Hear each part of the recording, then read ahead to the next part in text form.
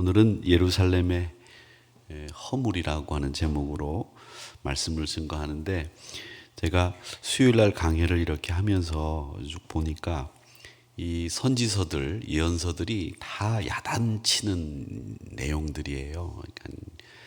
그러니까 너희들 죽었다, 가만 안 둔다, 돌아와라, 이런 얘기들을 하고 있습니다. 그런데 수요일 예배까지 오시는 우리 권사님들이나 에스더 성가대원들은 이렇게 야단 맞을 분들이 아니라 사실은 칭찬받아 마땅한 분들이거든요, 대부분이. 그래서 여러분들 말고 지금 이 자리에 계시지 않는 분들이 들어야 되는 설교인데, 여러분들이 계속 듣기 때문에 여러분들에게는 좀 죄송스럽기는 하나, 또 하나님이 우리에게 이런 설교를 통해서 또 다른 감동을 주실 수 있을 거다, 이런 생각을 하고 여러분들에게 말씀을 나누고 또 준비를 하도록 하겠습니다. 오늘 기도해 주신 윤순복 권사님, 그 먼 일산에서 아침 이 기도 시간 맞추시느라고 고생 많이 하셨고, 우리 감사 헌금을 드리는 정윤혜 권사님은 저기 안성에서 사시는데, 안성에서 여기까지 수요일 예배 11시에 맞춰서 오시려면 아침 식사 일찍 하시고 나서서 오신 것 같은데, 안성에서 오시는 분들도 계세요. 그러니까 요 동네에서 오시는 분들은 그저 멀다 하지 마시고 그저 열심히, 안성에서 오시는 분도 계시니까 그렇게 하시고 열심히 오시면 좋겠습니다. 너무 감사합니다. 고맙습니다. 예루살렘은 이스라엘 백성들의 영적인 수도이고, 예루살렘은 중심지죠. 이스라엘의 중심지입니다. 이스라엘 민족의 역사, 문화, 그리고 종교적인 정체성이 이렇게 집약이 되어 있는 도시가 예루살렘입니다. 예루살렘을 가보면 여기가 왜 예루살렘이고, 왜 여기가 기도처이고, 왜 성전이 여기 있는지를 그저 몸으로 이렇게 느낄 수 있습니다. 그래서 여러분들에게 성지순례를 가십시오라는 얘기를 하는 이유 중에 하나는, 가보면 이 예루살렘이 왜 예루살렘인지를 알 수 있습니다. 그런데 지금은 예루살렘을 가보고 싶어도 갈 수 있는 상황이 아니라서 저희들이 두 번이나 시도를 했죠. 예루살렘을 가려고, 성지순례를 출발하려고 하는데 폭탄이 터져가지고 출발하기 전날 스톱을 해가지고 못 간 적해서 2번이나 못 갔습니다. 근데 그렇게 못 가는 데는 우리 지금은 이제 다른 데로 가신, 우리 신성교회로 가신 정용호 목사님이 계획을 하면 꼭 이렇게 못 가게 된다, 그렇게 얘기를 해서, 이제 정용호 목사님이 딴 데로 가셨기 때문에 다음번에 계획을 하게 되면 이제 가게 될 것 같습니다. 그 정 목사님이 늘 입버릇처럼 그렇게 얘기했는데, 그 예루살렘이 그런 곳입니다. 수도라는 의미도 있지만은 이스라엘 민족의 구심점이고, 또 하나님의 백성이라고 하는 자긍심을 나타낼 수 있는 곳이 예루살렘이죠. 그리고 영적으로는 우리가 이제 가게 될 장차 하나님 나라의 예루살렘, 천상의 예루살렘을 나타내는, 그래서 우리가 천상의 예루살렘과 같은 도시를 꼽는다면 지금 이스라엘의 예루살렘, 영원한 하나님 나라의 도성, 이렇게 부르는 겁니다. 그리고 이 예루살렘은 예로부터 이 영적인 싸움이 치열하게 일어났던 곳입니다. 지금도 이스라엘은 이렇게 섹터가 나눠져 있습니다. 이슬람 지역, 팔레스타인 사람들이 사는 지역, 유대인들이 사는 지역, 이렇게 나눠져 있고, 그 나누어진 구역을 통과할 때마다 우리나라 국경을 통과하듯이 그렇게 통과해야 되는 아주 살벌한 분위기의 도시이고요. 또 예루살렘은 이 테러가 자주 일어나는 곳이기도 합니다. 지금은 이제 예루살렘이 가자지구 팔레스타인 사람들과 전쟁을 벌이고 있는 상황이기 때문에 이 테러 소식이 잦아들었지만, 전쟁이 없는 때에도 항상 예루살렘에서 폭탄이 터지는 그런 지역이기도 합니다. 그래서 예루살렘에 폭탄이 제일 많이 터지는 데가 제일 번화가인 벤 야후다 거리의 맥도날드라고 하는 햄버거 가게가 가장 많이 폭탄이 터지는 곳이죠. 그래서 그 맥도날드에서 햄버거를 먹으러 들어가려면 우리나라 공항 이미그레이션을 통과하는 것보다 더 삼엄한 이 경비를 뚫고 들어가서 햄버거 하나를 먹고 올 수 있습니다. 지난번에 우리가 갔을 때는 그 맥도날드 햄버거를 먹지 못했지만 폭탄이 자주 터져서 우리 교인들이 무서워하기는 하지만 또 그래도 그 폭탄이 자주 터지는 맥도날드에 가서 한번 햄버거를 먹어보는 것도 좀 스릴이 있지 않을까 이런 생각을 해서 제가 한번 가자 그랬더니 겁나서들 다들 못 가시더라고요. 이렇게 뉴스의 중심지가 예루살렘입니다. 그런데 오늘 말씀에서는 예루살렘이 반역을 일삼고 있습니다. 예루살렘에 사는 거민들이 우상숭배를 일삼고 있습니다. 라고 소개하고 있습니다. 거기에는 하나님을 찾는 사람들이 아무도 없다는 거죠. 7절과 8절 말씀에 보면 내가 어찌 너를 용서하겠느냐 내 자녀가 나를 버리고 신이 아는 것들로 맹세하였으며 내가 그들을 배불리 먹인즉 그들이 간음하며 창기의 집에 허다히 모이며 그들은 두루 다니는 살진 수말같이 각기 이웃의 아내를 따르며 소리 지르는도다 라고 하면서 이 행음하는 모습으로 우상숭배하는 이스라엘 백성들을 고발하고 있습니다. 우상숭배를 항상 성경은 행음이라고 하는 인간의 행동을 비유해서 가장 악한 하나님을 저버리는 일을 하고 있다고 비유해서 말씀하고 그렇게 하나님을 저버리는 일을 할 경우에는 하나님이 용서하지 못하겠다 이렇게 이야기를 하십니다. 여러분 7절 말씀을 제가 아까 읽었는데 내가 어찌 너를 용서하겠느냐 이 말씀을 잘 보시기 바랍니다. 하나님이 내가 너를 절대 용서하지 못하겠다라는 뜻에서 말씀하신 게 아닙니다. 이 말씀을 잘 보세요. 내가 어찌 너를 용서하겠느냐라는 말은 네가 언제라도 내게로 돌아오면 용서하겠다라는 뜻입니다. 하나님이 용서하지 않는 하나님이 아니라 늘 용서하는 하나님이시기 때문에 자비의 하나님께서는 용서하겠느냐? 나 용서 못한다. 이렇게 이야기하시지만 실제는 네가 내게로 돌아오기만 하면 용서하겠다는 거죠. 부모님들도 자식들에게 그런 이야기 하죠. 내가 너를 가만 안 두겠다. 그런데 가만 두시죠. 그게 부모님이시죠. 그렇게 말은 그렇게 하시지만 속마음은 전혀 다른 생각을 가지고 계신 것이 사랑을 가지고 계시는 부모님의 마음인데 이게 하나님의 마음입니다. 그래서 저는 내가 어찌 너를 용서하겠느냐라고 하는 이 말씀에서 우리가 은혜를 받아야 되겠다라는 생각을 합니다. 하나님은 돌아오기만 하면 언제든지 너를 용서하겠다. 70번씩 7번이라도 너를 용서하겠다. 이 마음을 이렇게 표현하시고 계시다라고 하는 것을 기억하시기를 바랍니다. 그리고 오늘 말씀에 보면 너희가 1절 말씀에 너희가 만일 정의를 행하며 진리를 구하는 자를 한 사람이라도 찾으면 내가 이 성읍을 용서하리라 이렇게 말씀하시고 있는데 이 말씀을 할 때 이 에레미야 선지자가 활동을 할 당시에 예레미야 선지자만 활동을 했던 게 아니라 스가랴 선지자도 활동을 했고 궁정에서는 에스겔 선지자도 있었습니다. 그러니까 오늘 이 말씀도 과장이 돼 있다 이렇게 생각을 하시면 되겠습니다. 또 바룩이라고 하는 사람도 궁정에서 서기로 일하면서 당대 의인으로 알려져 있었거든요. 그러니까 이 예레미야 말고도 의로운 사람들이 에스겔 선지자도 있었고 바룩이라고 하는 사람도 있었고 스바냐 선지자도 있었기 때문에 여러 의인들이 사실은 있었습니다. 그 말은 그러니까 이 말씀은 너희들이 도대체 왜 이렇게 대다수 무리들이 하나님을 버렸느냐라고 이야기를 하면서 이 하나님을 저버린 것에 대해서 강조하기 위해서 이 말씀을 한 사람이라도 찾으면이라고 하는 말씀으로 우리에게 말씀하고 있다. 그러니까 이스라엘 예루살렘이 전반적으로 부패하고 전반적으로 우상숭배에 젖어 들었다라고 하는 것이죠. 이걸 우리에게 말씀하고 있습니다. 그러면 이렇게 우상 숭배를 하면서 이스라엘 백성들이 가장 많이 하나님 앞에서 밥 먹듯이 저지르고 있었던 죄악이 뭐냐라고 하는 겁니다. 그걸 우리는 거짓 맹세라고 봅니다. 거짓 맹세. 우리가 이 성경을 하나님의 말씀이라고 하죠. 근데 이 말씀에는 다양한 장르의 말씀들이 있습니다. 이 말씀 안에는 편지 형식도 있고, 또 이 말씀 안에는 사실적인 기록도 있고, 또 풍자도 있고요.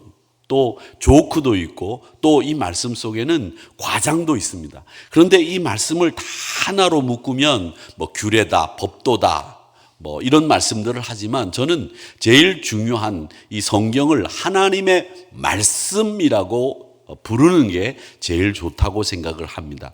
법도 딱딱해 보이고, 또 규례 그건 꼭 지켜야 될 것 같고, 그런데 하나님의 말씀 그러면 그것은 우리가 들어야 되는 말씀이고 우리가 귀담아 내 마음속에 담아야 될 말씀이라고 생각이 됩니다. 오늘 1절 말씀에 보면 예루살렘 거리로 빨리 다니며 넓은 거리에서 찾아보고 알라. 너희가 만일 정의를 행하며 진리를 구하는 사람 한 사람이라도 찾으면 내가 이 성읍을 용서하리라고 했는데, 이 의로운 사람이 없는 게 아니라 예루살렘 전체가 하나님을 버렸다는 거예요. 하나님을 안 찾는다는 겁니다. 아무리 찾아도 하나님을 신실하게 부르는 사람이 없다는 말입니다. 그래서 이 하나님이 없다라고 하는 것을 하나님이 없다고 이야기하는 사람들이 많다는 것인데, 2절 말씀에 보면 그들의 죄악을 묘사하고 있습니다. 그게 뭐냐면 그들이, 즉 하나님이 없다고 하고 하나님을 찾지 않는 그들이 여호와께서 살아계심을 두고 맹세할지라도 실상은 거짓 맹세라는 거예요. 매일 거짓말을 한다는 겁니다. 이스라엘 사람들이 하고 있는 이 거짓말의 양태를 보여주는 거죠. 하나님이 살아계심을 두고 맹세합니다. 내가 하나님 앞에 맹세하는데 이렇게 이야기하고 있는데 그게 다 거짓말이라고 하는 거죠.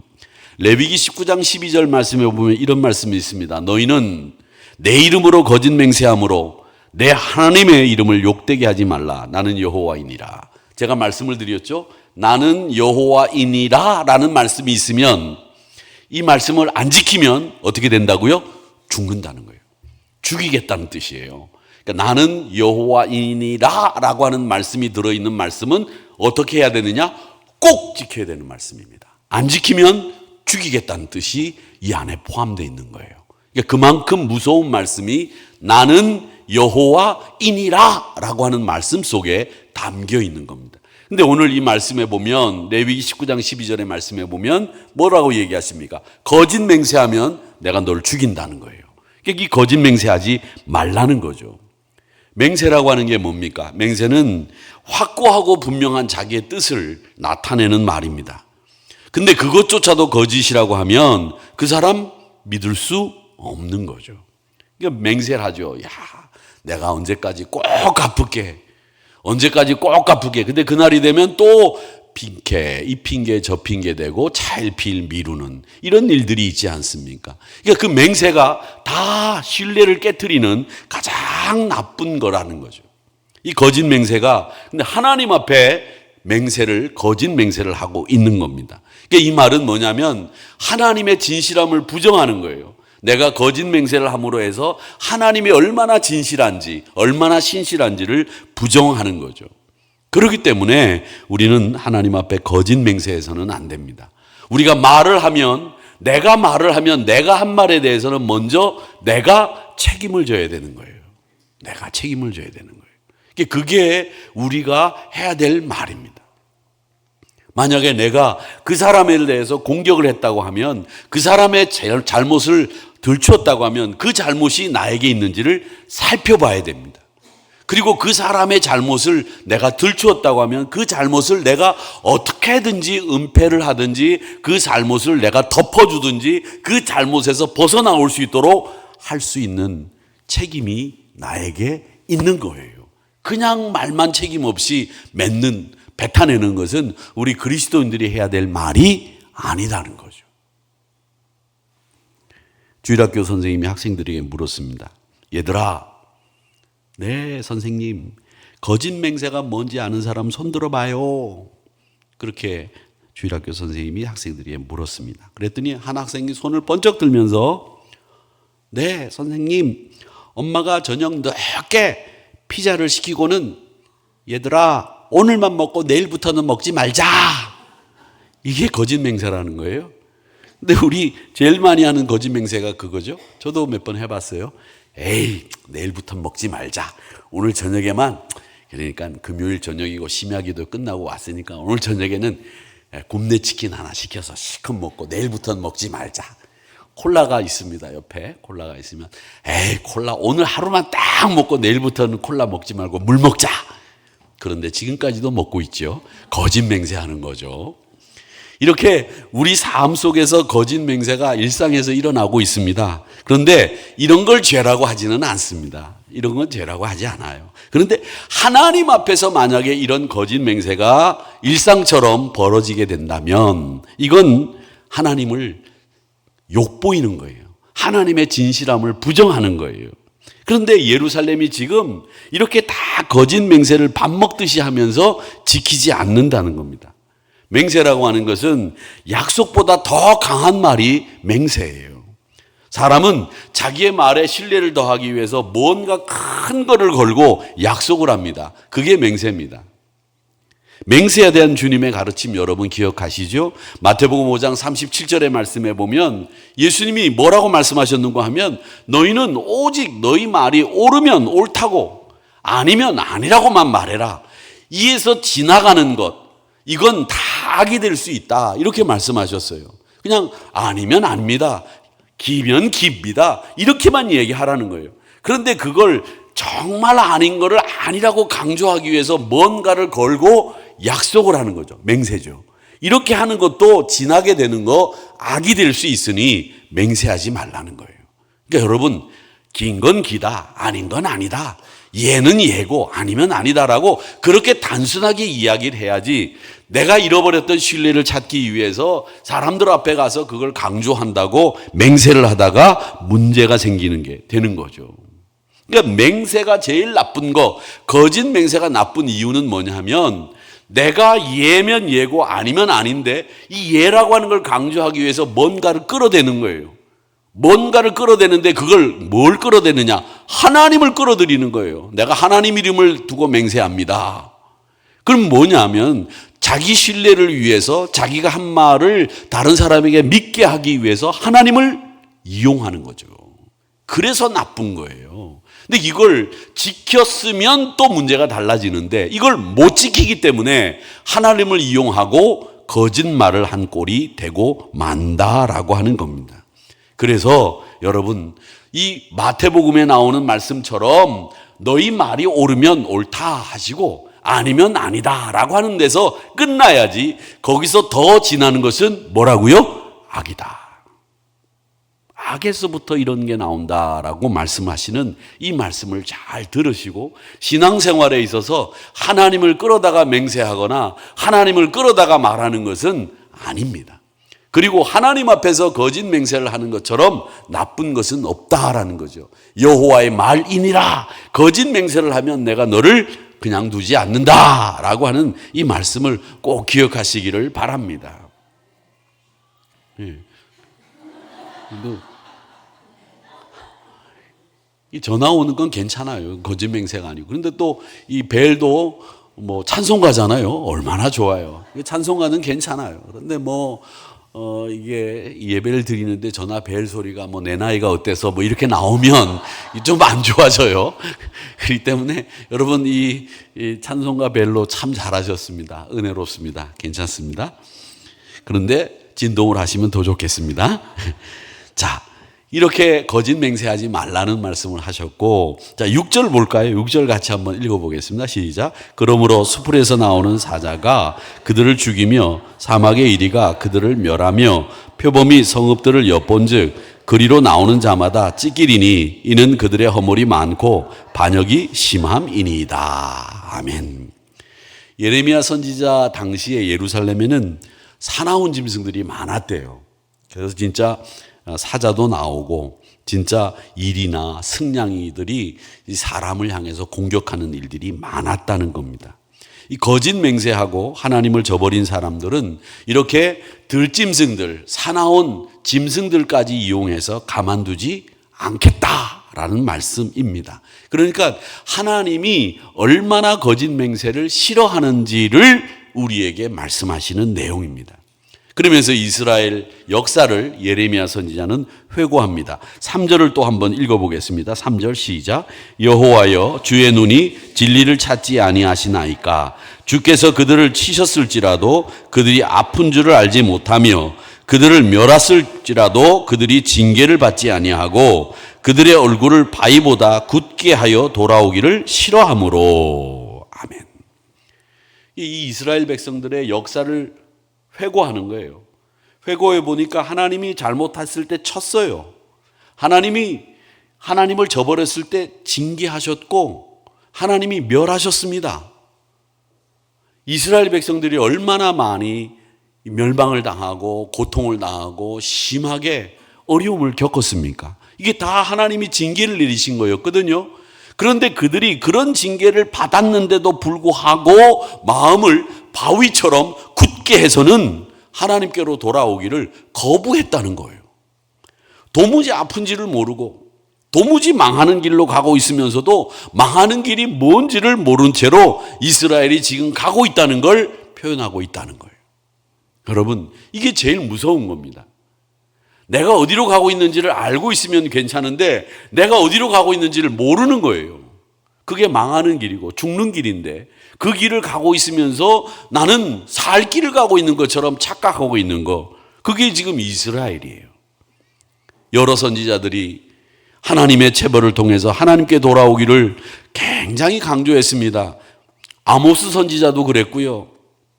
또 에스겔 선지자도 그랬고 이사야 선지자도 그랬고 많은 선지자들이 하나님께로 돌아오라고 했습니다. 특별히 아모스 선지자가 하나님께로 돌아오라는 말씀을 강력하게 이야기했습니다.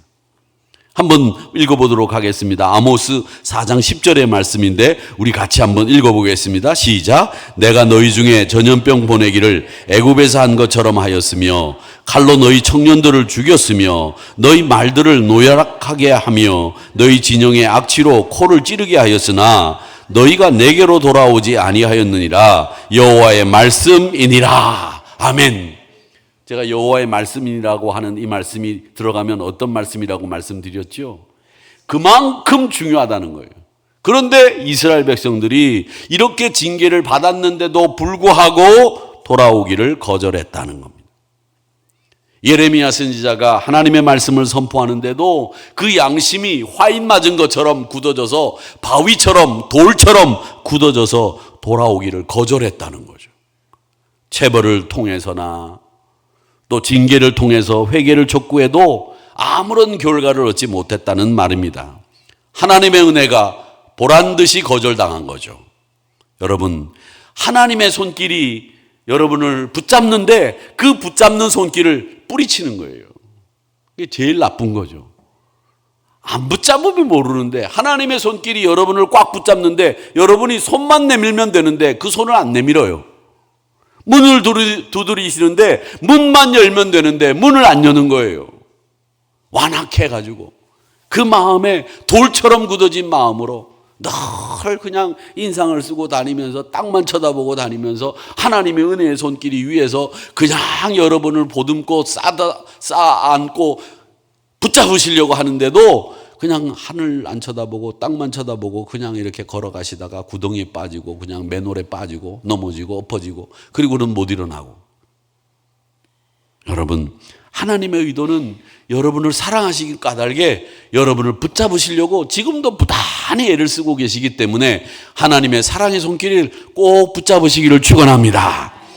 우리 오늘 이 예배에 나오신 분들은 하나님의 의도를 잘 알고 하나님의 뜻대로 사시는 분들이기 때문에 하나님이 이렇게 우리를 붙잡으시는 것을 잘 알고 그 하나님과 동행하는 여러분들이 되시기를 축원합니다. 그렇게 된 우리 성도님들이실 줄 믿습니다. 근데 하나님의 손길이 그러면 이렇게 잡으려고 했는데 거절해서 그러면 그걸로 끝나느냐? 아니에요. 우리 하나님은 약간 바보스러운 데가 있어요. 제가 하나님을 바보스럽다고 얘기하는 거 굉장히 불경스럽죠? 그죠?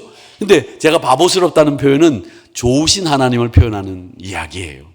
참 바보스러운 하나님, 거절하는데도 또 붙잡으려고 하고 거절하는데도 또 붙잡으려고 하는 이런 분이 우리 하나님이세요. 우리 하나님은 그렇게 우리를 사랑하신다는 거예요.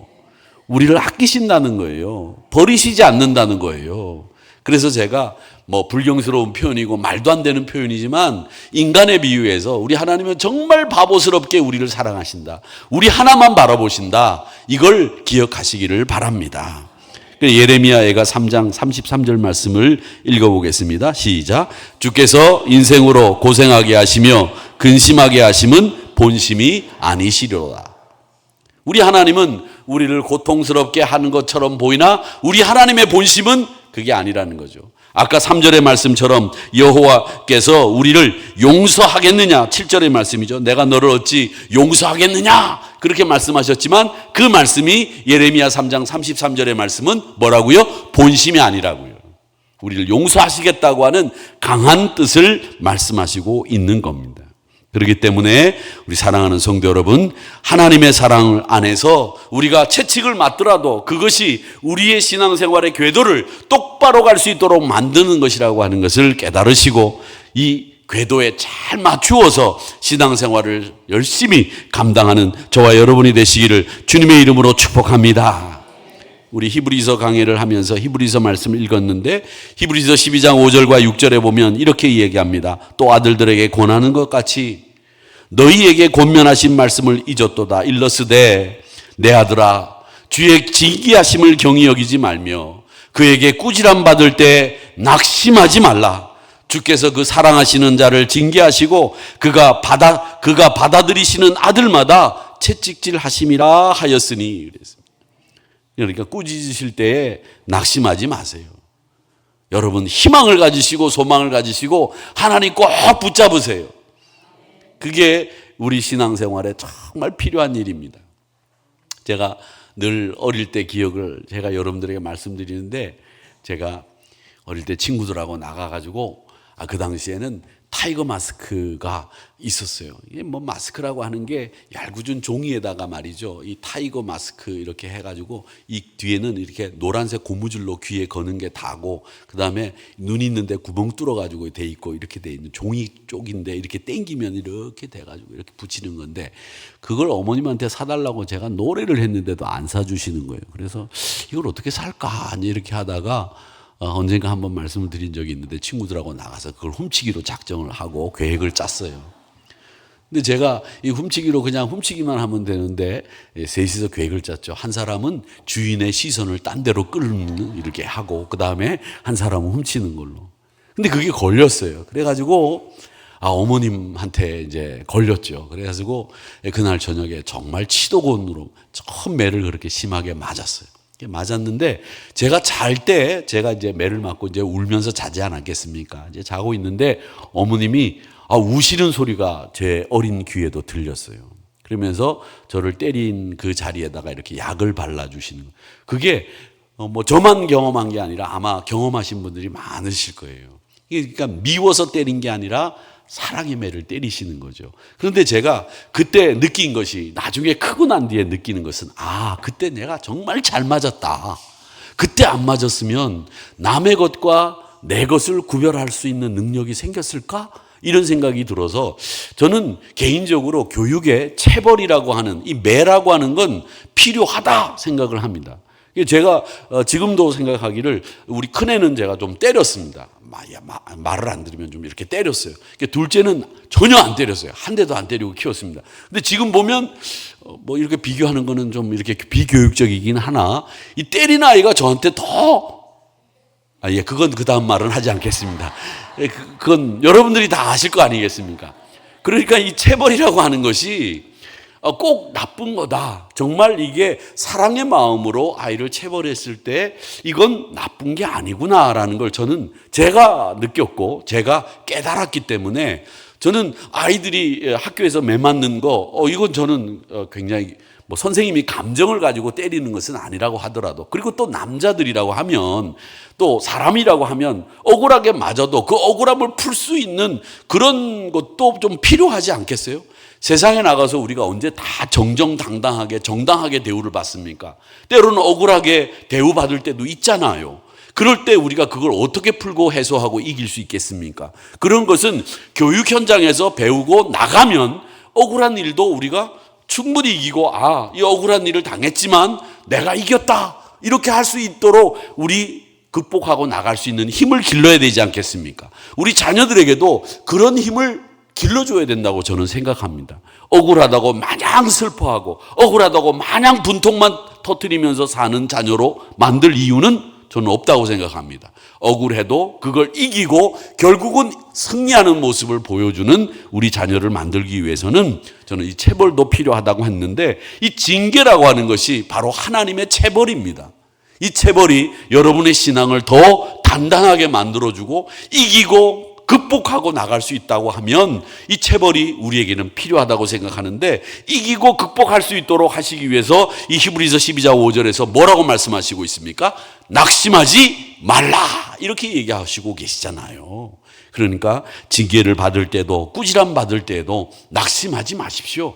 사랑의 맵니다. 하나님이 여러분을 버리지 않고 내가 너를 용서하겠느냐라고 반어법으로 얘기하듯이 그렇게 강하게 바보처럼 우리를 사랑하시는 하나님이 여러분 버리시는 법 없습니다. 여러분 있는 법 없습니다. 그분은 주무시지도 않고 졸지도 아니하시면서 여러분을 지키시는 분이라고 말씀하셨는데, 그분이 여러분에게 징계하는 것은 여러분을 더 단단하게 만들기 위함이라고 하는 것을 기억하시고 그 하나님을 의지하고 그 하나님과 동행하는 저와 여러분이 되시기를 주님의 이름으로 축복합니다. 징계는 사랑받고 있다는 증거예요. 믿음의 사람은 바로 그런 사람입니다. 보십시오. 요셉은 억울한 감옥살이 했지 않습니까? 요셉이 만약에 그 억울한 감옥살이 하면서 아이고 정말 지긋지긋하다, 내가 이렇게 고통당하는 건 오늘이야 끝날까 내일이야 끝날까 이랬을 것 아닙니까? 술 맡은 관원과 또 그 다른 관원하고 둘이 있는 가운데에서 이 술 맡은 이 관원이 나가가지고 약속을 철석같이 했어요. 나가면 네 억울한 사정 얘기해 줄게, 그렇게 얘기했는데 나가가지고 요셉의 억울한 사정을 알려줬습니까? 모르고 있었습니다. 싹 잊어버리고 있었습니다. 그럴 때 그 요셉의 마음은 또 어떻겠어요? 그런데 그는 그걸 하나님의 훈련이라고 생각하고 이겼다는 거죠. 억울한 일이 있을 수 있습니다. 여러분 자녀들에게도 그렇게 가르치세요. 억울한 일이 있다고 억울하고 분통 터뜨리고 거기서 끝나면 안 되는 겁니다. 요셉은 거기서 끝나지 않았잖아요. 다시 이기고 하나님이 그에게 기회와 때를 주셔서 이길 수 있었습니다. 다윗은 범죄 이후에 아들이 죽었습니다. 그런데 하나님이 다윗을 버리셨습니까? 안 버렸어요. 그가 하나님 앞에 뉘우치고 회개할 때 하나님이 그를 다리 들어서 쓰셨고, 사울의 칼날 앞에서도 압살롬의 반란 앞에서도 다시 왕으로서 굳건한 자리를 지키고 다윗의 왕조가 끊어지지 않겠다고 하는 약속을 하나님으로부터 받지 않았습니까? 그러니까 이 억울하다고 하면 안 됩니다. 이 바울은 육체의 가시를 통해서 교만을 받고 은혜 붙잡는 생활을 했습니다. 그렇기 때문에 하나님의 매를 피하기보다는 매 속에서도 하나님의 은혜를 사모하며 하나님을 놓지 마시기를 주님의 이름으로 축복합니다. 우리 하나님은 그런 분입니다. 징계는 그래서 저는 이 회복의 통로가 열리는 길이라고 믿습니다. 우리에게 징계를 통해서 정금같이 나오게 되는 하나님의 뜻이 그 가운데 숨어 있다는 것을 기억하시고 하나님의 손에 들린 매를 두려워하지 마시고 그때마다 하나님이 나를 특별히 더 사랑하는 시간이구나 이렇게 깨닫는 여러분들이 되시기를 주님의 이름으로 축복합니다. 오늘 1절에 내가 이 성읍을 용서하리라 라는 말씀이 있는데 1절 한번 같이 읽어보겠습니다. 시작. 너희는 예루살렘 거리로 빨리 다니며 그 넓은 거리에서 찾아보고 알라. 너희가 만일 정의를 행하며 진리를 구하는 자를 한 사람이라도 찾으면 내가 이 성읍을 용서하리라. 아멘. 이 말씀에서 내가 이 성읍을 용서하리라 라는 이 말씀을 주목해서 보시기를 바랍니다. 이게 하나님의 마음이에요. 하나님의 마음. 여러분 힘든 일 있으십니까? 아직도 힘드시죠? 이건 하나님을 더 간절하게 찾으라고 하는 하나님의 사인입니다. 징계 가운데서도 하나님을 붙들 수 있는 게 뭡니까? 하나님이 여러분을 사랑하신다는 거예요. 하나님이 여러분을 놓치지 않는다는 겁니다. 여러분을 버리시지도 않으시고 여러분을 눈 밖에 내놓지도 않으시고 늘 하나님의 눈 가운데 중심에 두고 여러분을 지켜보신다는 겁니다. 그 사랑 안에 거하시고 자비로우신 하나님을 바라보시면서 용서하시는 하나님, 그 하나님과 동행하는 우리 한우리 성도님들이 되시기를 주님의 이름으로 축복합니다.